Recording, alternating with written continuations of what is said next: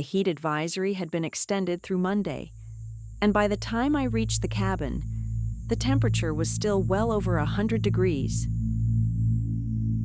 It sat at the end of a dusty access road, with dry grass pressed flat around the foundation. The air conditioning worked, but barely. It ran without stopping and kept the big room just cool enough for me not to want to open the door. Even after the nightfall, the walls continued giving off heat. Insects screamed from the trees, and there wasn't enough wind to move the leaves. A little after 11, someone knocked. Through the narrow window beside the door, I saw a man standing beneath the porch light. He wore dark work trousers and a long-sleeved dark green shirt buttoned at the wrists. He wasn't sweating. He said he had been sent to inspect the water pump and cooling system. As far as he said, several rentals in the area had been flagged because of the heat. I told him there was no appointment planned. He leaned slightly toward the glass. "It's for your safety, Elsa." I hadn't told him my name. When I asked for identification, he held up a blank plastic badge too quickly for me to read.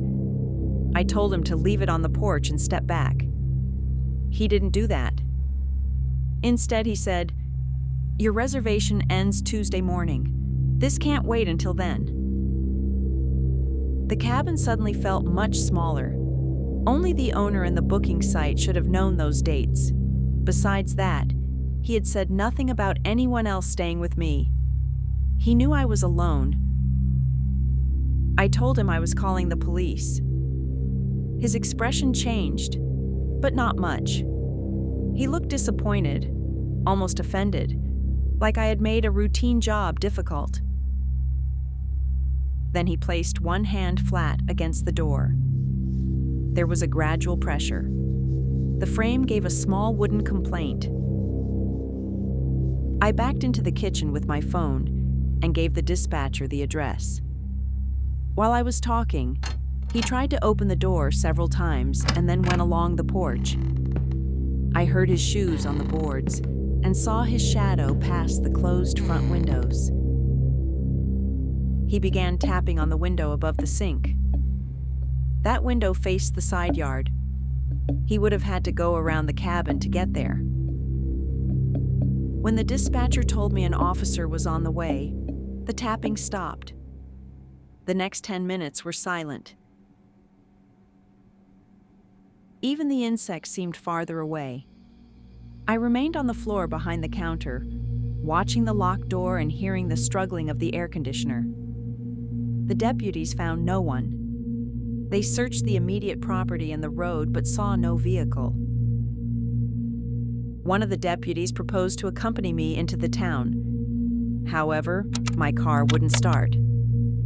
When he opened the hood, he saw that the fuel line was disconnected and the clamp was missing. It hadn't slipped loose on its own. Somebody had removed it intentionally. The cabin owner called the next morning. He said no maintenance had been scheduled, no emergency inspection program existed, and no one had been authorized to visit the property. Before we hung up, I asked who could see my name and booking dates. He said only him and the rental platform. I still don't know how long that man had been outside before he knocked.